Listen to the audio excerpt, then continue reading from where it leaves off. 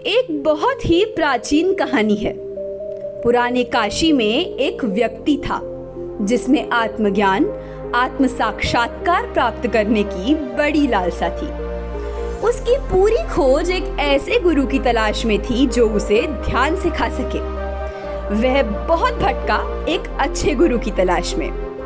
वह एक गुरु से दूसरे गुरु, दूसरे गुरु से तीसरे गुरु, तीसरे गुरु से चौथे गुरु और ऐसे ही न जाने कितने गुरुओं के पास गया ताकि वो ध्यान सीख सके। लेकिन उसे कुछ भी हासिल नहीं हुआ क्योंकि उसके अंदर शांति नहीं थी। ऐसा करते करते सालों बीत गए।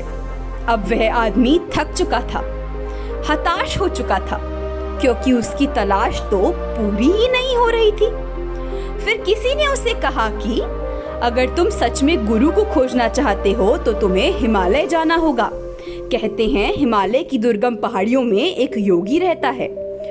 कोई नहीं जानता कि वह पहाड़ियों में कहाँ रहता है क्योंकि वह आज तक किसी को मिला ही नहीं। जब भी किसी को उसके बारे में पता चलता है तो वह योगी उस स्थान से चला जाता है और हिमालय पर्वतमाला की और भी गहराइयों में जाकर रहने लगता है। पर एक बात निश्चित है कि वह हिमालय की दुर्गम घाटियों में ही कहीं ना कहीं रहता है। बस किसी को पता नहीं कि वो कहाँ रहता है। तुम्हें हिमालय की दुर्गम घाटियों में जाकर ही उसकी तलाश करनी होगी। वह आदमी बूढ़ा हो रहा था, लेकिन फिर भी उसने हिम्मत जुटाई।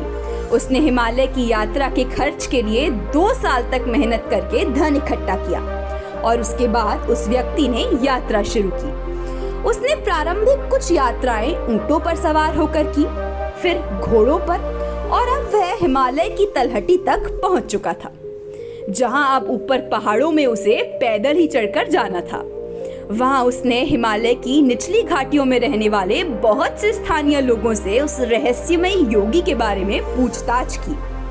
वहां के स्थानीय लोगों ने बताया कि हाँ, हमने उस बूढ़े योगी के बारे में सुना है। वह बहुत ही प्राचीन है। कोई नहीं बता सकता कि वो कितना पुराना है, 325 साल का या 500 साल का, किसी को नहीं मालूम। वह इसी हिमालय पर्वत में कहीं पर रहता है, लेकिन जगह तो आपको नहीं बताई जा सकती क्योंकि हम में से भी किसी को इस बात की जानकारी नहीं है कि आप उसे कहां पर पाएंगे। लेकिन हाँ, एक बात जरूर है, समय समय पर इस बात के सबूत जरूर मिलते रहते हैं कि वह योगी रहता तो हिमालय में ही है। अगर तुम बहुत खोजते हो ना तो तुम उसे ढूंढ ही लोगे। अब वह इंसान हिमालय की ऊंची और दुर्गम चोटियों में गया।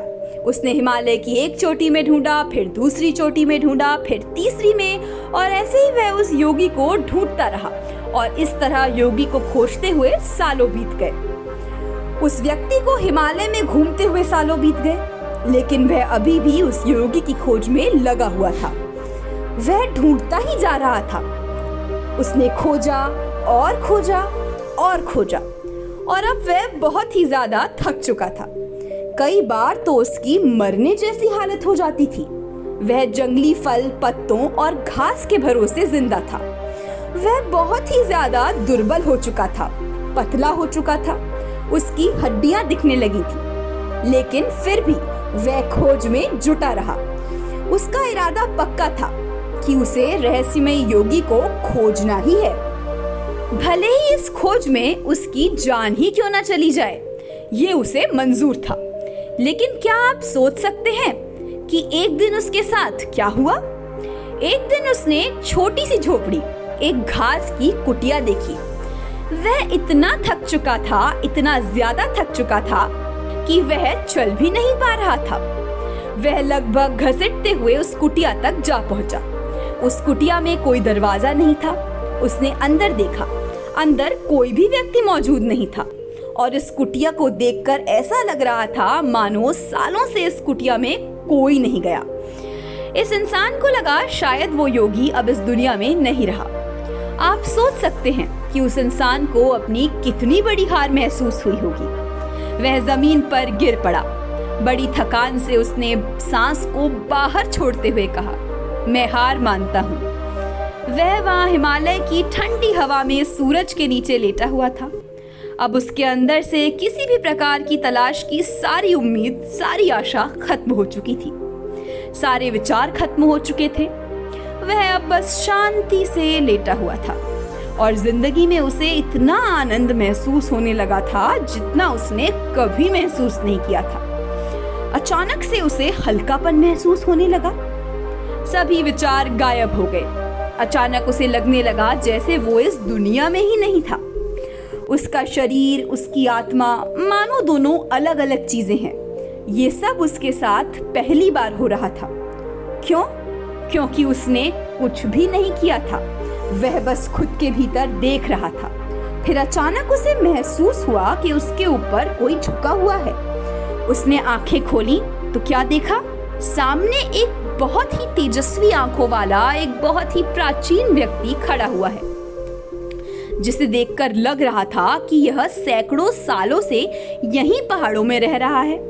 उस बूढ़े प्राचीन बाबा ने मुस्कुराते हुए कहा, तो आखिर तुमने मुझे ढूंढ ही लिया, आखिर तुम मुझ तक पहुंच ही गए। वह व्यक्ति मुस्कुराया। उस प्राचीन आदमी ने फिर से कहा, क्या तुम्हें मुझसे कुछ पूछना है? उस आदमी ने कहा, नहीं। यह सुनकर वह बूढ़ा आदमी बड़े जोरों से हंसा। यह एक अद्भुत, एक जादुई हंसी थी। उसकी हंसी पूरी घाटी में गूंजने लगी। ऐसा लग रहा था जैसे उस योगी के साथ हिमालय की पूरी पहाड़ी भी हंस पड़ी हो। उसकी हंसी की खिलखिलाहट पूरी पहाड़ी में गूंजती रही। फिर उस बूढ़े योगी ने कहा, तो अब तुम समझ ही गए कि ध्यान क्या है? उस आदमी ने जमीन पर लेटे हुए ही उत्तर दिया, हाँ, मैं समझ गया।